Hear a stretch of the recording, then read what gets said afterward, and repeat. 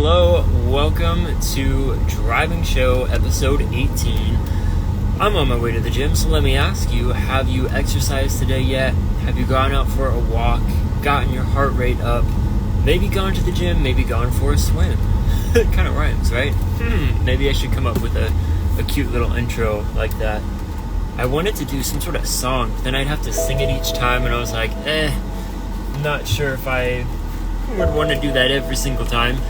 But I actually didn't go to the gym yesterday because Thursdays are a bit crazy, at least now, because I'm watching my niece and nephew while my mom and sister have like a ladies' Bible study at our house. So that, on top of I record a podcast, CC 412, with my friend Bill, Christian Cornerstone 412 Ministries, and I do that in the afternoon. So it's always like, if I go to the gym on Thursdays, then I don't get much work done other than what I got done in the morning. So I decided to stay home, be a good guy. I just say good boy. I'm like, that sounds kind of weird. But get what I needed to done. And that was the activity guide for Unearth, the business you were made for. So I actually did get that finished. Super exciting. I thought I was just going to put questions together. But anytime I create one of these documents, I'm just like, man, it's so much fun. So I don't know if it's just the graphic design side of it is really fun, but it's that idea of, I know when I purchase something, especially when it's online, it's so easy to have things feel impersonal.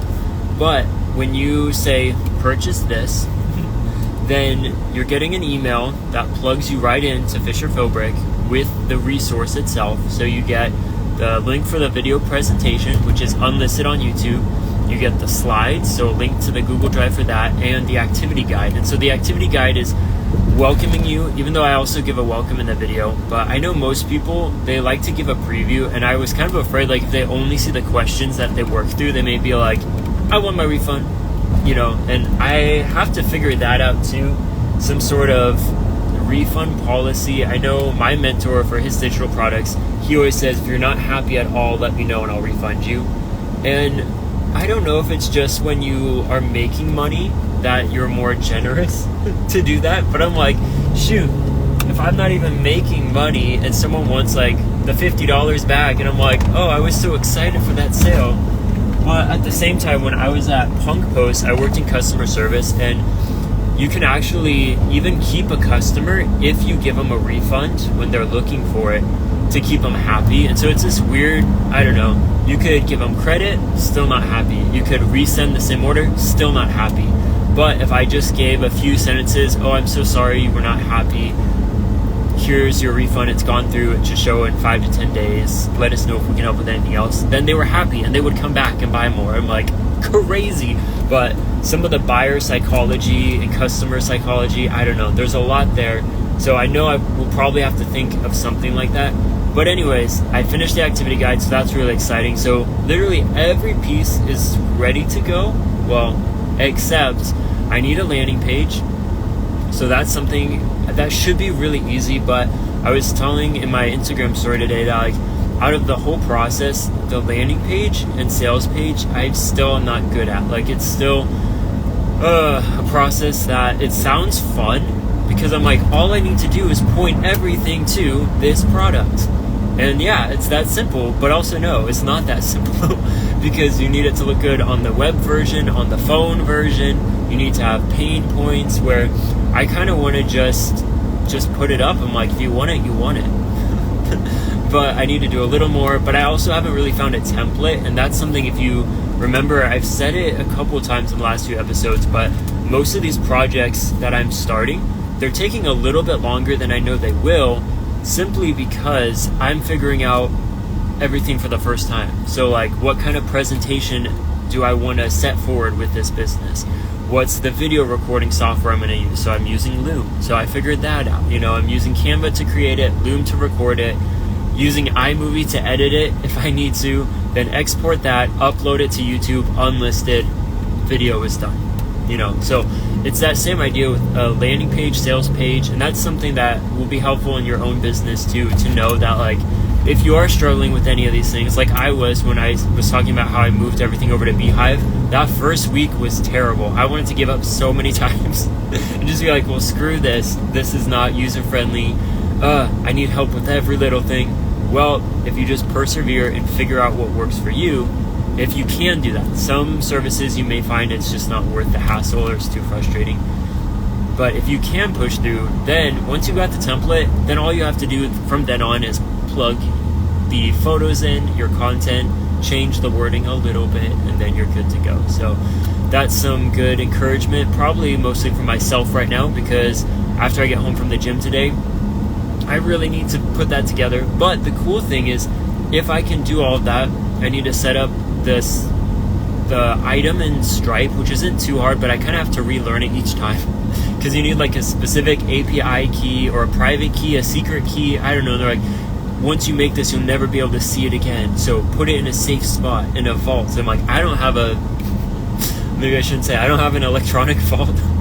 So I just hide it in my phone notes, the computer notes somewhere. And I'm the only one with access to that. So I guess that's fine for now. But you have to have all these specific codes so that when I put the button on the landing page, I have to plug in all of that. So that when you click the button, it'll take you over to Stripe, their secure page, and then it will send you back to the success page. So I need to do that. But then I also need to figure out the automation for the email that I'm going to send, because I need to both send them the product itself and also welcome them into Philbrick, because one of the resources, the onboarding, so if you choose current, then I have one specific for current and then also one specific for aspiring. But I go through kind of the key things that I've seen from interviewing the 40 people, from being in that business program, starting and failing a business. So within that first product, I'm like, we're going to show you, go through this guided process of finding out what business you are made for. And then if you need help starting it, go to product 2, which is ground zero.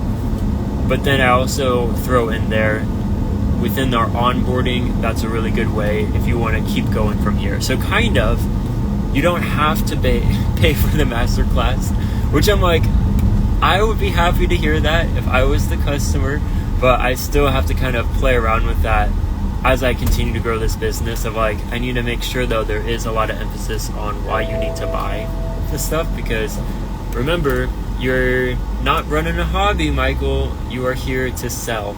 And so that's something that is always good to remember, is that you need something to sell and you need people to sell to. And so as I keep growing the business, I think both of those will become a little bit easier as we go. And then when I'm coming out with these new products, it will be a little bit less stressful and having to depend just on ads, because that's what I also need to set up on top of that as I launch this first product, is creating the ads that I'm going to have on Meta. So that's something that I've run ads before, and really the only success I've had in them is if I have something free. So when I was running the ads for the podcast, getting business owners on that was a free opportunity. You just click the button, go to the landing page, fill out your information, and then everything is good from there. And then for the coffee company that I started and failed, I had been using an ad to grow the community, and I got like 40 people from that, and that was a free opportunity to join our Discord. But when I've tried doing ads for, say, selling like an ebook, people click it, but they don't buy it. So part of that too, though, and what I've heard from a lot of people, from my mentor and just other people I've had on the podcast, is that the market right now is so saturated with ebooks. Ooh, this person's gonna hit me. But I've got the right of way. Doesn't matter though if I get squished. But the market is really saturated with ebooks, so many people are seeing that, so many people are trying to sell that, so the ads don't always work for that. But I also am throwing around, if you remember, I think it was like 2 episodes ago or so, I kind of was joking around with like a friend at the gym. Maybe I didn't mention this part, but a lot of the female owners or like entrepreneurs that you see on Facebook, they can just throw on a short skirt, maybe a low cut shirt, good hair, good makeup, and boom, people are going to be engaging, seeing their ad. And I was like, man, what a bummer. Guys can't really do that. Like it's not as easy. Maybe I was just like, put on some makeup and do your hair nice. But maybe if you're really buff, then you can show off your muscles. But it just seems a lot harder, which maybe women would say the same thing. So it's one of those, the grass is greener. But when I was coming to making an ad, I was like, oh, it would be interesting to see if I can do something kind of playing around as a joke. So I have a pair of overalls, and the whole product is called Unearth, the business they're made for. So I was like, I'll pretend to kind of look like a farmer. I got a shovel, and then shirtless with the overall and having that. And I don't know if I'll actually use it as an ad, but I kind of put it as a joke on my personal one, like, if this was an ad, would it make you stop and click? And it's definitely one where you're like, oh, like it's not inappropriate, but also like I don't know. So I think I might try it out just kind of as a joke to see, but also I need to today and tomorrow, I guess this weekend, put together more of a formal ad to kind of draw people in. But the thing that I'll end with as I'm almost to the gym is that my sister sent me a reel of this, like, I think she was just turning 100, so a 100-year-old woman who is still working as a teacher, and it's like in a home economics class, and there was a lot to it, you know, really cute old lady working with these kids, sharing her knowledge and all that. And what I've been working on with this project, a lot of the questions we go through, and something that was really like made a lot of sense to me, was that in most people, when you talk to them, that they're working for someone else, they will say, oh, I'm gonna work, I'm gonna make money until I'm this age, until I reach this height, this money, then I'm gonna retire and live the life I want to live. I'm gonna do, and then they list like 4 to 5 different like hobbies, or maybe even businesses, but usually it's like hobbies that they want to do. And so one of the questions and things that I've been thinking of is like, well, what if we weren't limited by just thinking, oh, I need to wait till I'm retired, until life is almost over, but instead realize that, oh, if you want to do those things one day, why not see if you can make it a business today? So that, you know, if you want to keep your job and have the side business, that's fine. But I always, for where I want to head, is I want to be able to support my future family through the business. So am I able to help people do that? But just knowing that, I think it's really cool to see, like, tying it back in with the lady who's like 100 years old, like she's still working. And I think as humans, we need to keep working. We're made for that. We want to work hard and have the benefits of working hard.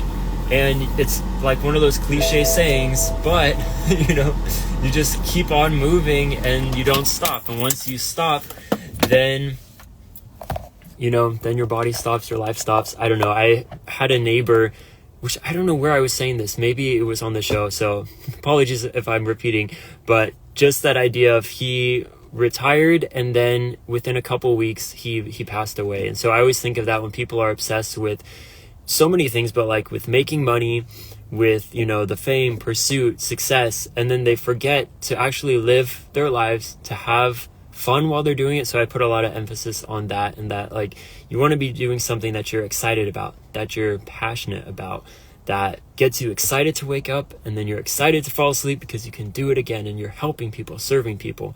So I think that's just a good thing to remember in whatever you're doing, that you want to be, you know, having a good time, having fun, getting hard work in, and just helping people. And that's most of the people, I would say, majority, basically everyone that I've interviewed, it's always in it to help other people. They're not doing this to get super rich and, you know, for that. And I think that's something that is so cool with, you know, helping small business owners, being a small business owner, is because that is almost always the first thing of how they got into this, is to help. Yeah, and I agree, finding joy in the present as well, and knowing that, you know, despite maybe tough circumstances, you can still be content. Like it says in the Bible, Paul, he definitely goes through a lot of that as well. But I'm going to leave it here because I'm going to go and work out at the gym. But here's some encouragement. If you haven't gotten out of the house today, go for a walk. Something as simple as that can be so good to get some fresh air, enjoy the sunshine. I know it's here in California next week, it's supposed to be in the high 90s, getting to 100, which for us is like insane, very hot. So you might have to get out walking in the early morning or the late evening, but your body, your health, and yourself will thank you. So I'll talk to you guys next week because it's Friday. So have a good weekend as well.